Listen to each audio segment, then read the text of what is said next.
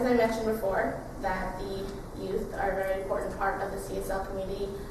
Not only were we the first integrated part of CSL, this year the teen ministry tied $120,000 to the CSL Leadership Board, and we loaned another $120,000 to that same board. So it was a very big accomplishment, and I was a part of the team who made this decision.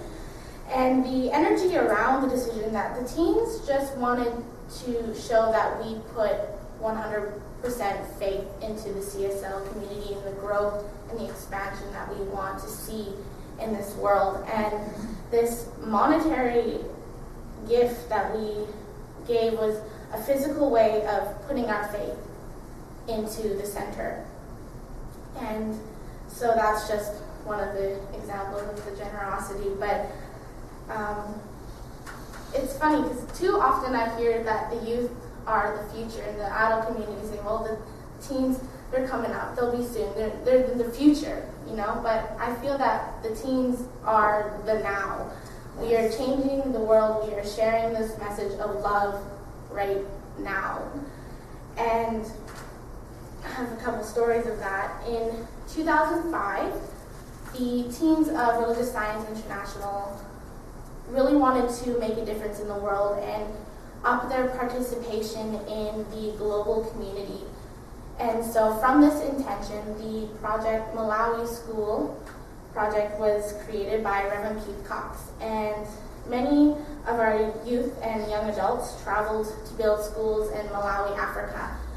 And by September of 2009, we had built 14 schools, providing education for 6,200 youth and 1,200 adults. And we have other global youth projects going on right now that some of our team is a part of. Last year, our global youth messengers traveled to a One Young World Symposium in Geneva, Switzerland, and they discussed the global community and awareness and communication among other teens from across the world. And the next symposium is going to be in Pittsburgh, Pennsylvania this summer. And we also have teams working very diligently on a design team to create a summer camp that we have in Southern California, but in the Ukraine. Because there's a lot of Ukraine people, young adults, that are really interested in starting that up. So we're reaching those 100 million people that we're set the goal of in the CSL community. So it's been really great. Also, many youth, including myself, have traveled to Thailand through a program called the Blue Star of Hope Power of One. And there we spend 2.5 weeks working with elephants that have been emotionally and physically abused. And we were there teaching English to elementary and high school kids, and fostering the belief that one person can change the world. And it was really a great experience because I met a lot of teens that didn't have a dream and didn't have a goal. And being there and seeing the impact that they can make with just their own two hands was really inspiring for them to make a difference in the world, to go home and say, hey, I have a dream. I met some kids from South Africa and some kids who lived in Thailand who didn't have a dream. And by the end of those 2.5 weeks, small dream, but for us it seems like in North America, but for them they just wanted to finish high school. That was their dream. And that is one of the most incredible things that you could ever see, is someone creating and going and setting out to live their dreams. So having a solid teen program in the community is not only beneficial for the CSL community as a whole. Lately there's been a lot of talk about more and more young adults and teens stepping into and enrolling in Science Mind 100, 200 classes into practicing in ministry. I know a girl who is 13 and is already in practicing classes. So it's a really big buzz going on right now that the teens are just wanting more and more of this. what we're learning, and it's been really great. And that is the key for the continuation of religious science as a whole, because it needs to be passed down and it needs to be grown more, especially with all of this social media. The kids know what's going on.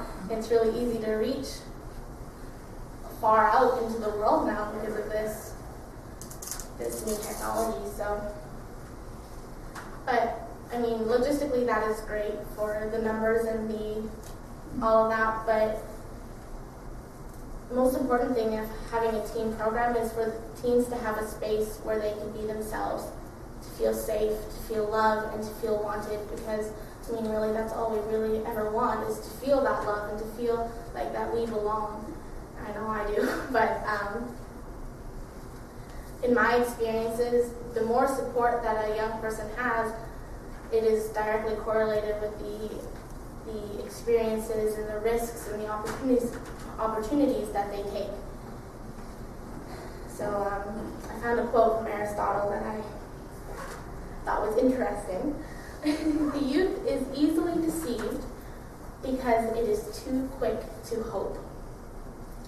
But the truth that I know is that hope, faith, and determination is exactly what gets our dreams and goals accomplished. And teens succeed because they are in the moment, and they do say yes to life, and they're not worried about the chit-chatter sometimes, and they just jump in and say, yeah, for sure, let's go, let's have fun. So I have a story about that.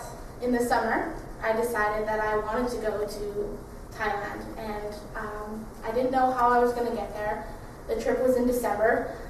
So from August to December, I had to raise $3,000 at least, and I didn't really know how I was going to get there. I was working part-time, and but I just said yes. I sent in the application, and I got accepted, and I said, well, however that's going to show up, it's going to show up.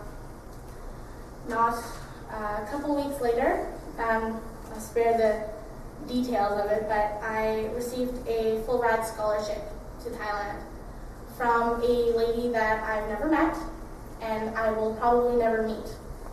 I just said yes, and the universe provided for me, and I went on this trip that was so incredible, life-changing, and all because I just said yes. And it was because I just saw my end result that I wanted, and how I got there, it didn't matter. And that is a lesson that I like learning. But I know that it is an important lesson to learn, not when you're only a teen, but as an adult as well. And so that, my Thailand experience, that just goes to show that if you do have that 100% faith, that you can do whatever you set out to do. And not only as a teen, but not only as an 8-year-old, a 15, 16, 20, any of that age, you can learn these lessons no matter what age, no matter where you are in your spiritual path. And teens just actually have a natural knack for it. So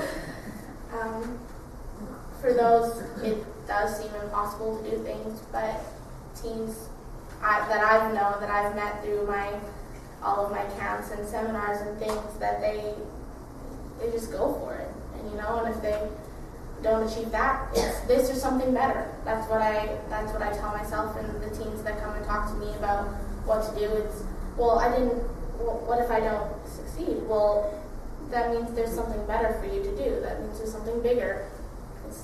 It's not about that. So I'm going to end off with a quote that I really like here from Mary McLeod Bethune. And she said, "We have a wonderful potential in our youth, and we must have the courage to change old ideas and practices so that we may direct their power towards good ends." So thank you for listening to me, and I've had a wonderful weekend here, so thank you.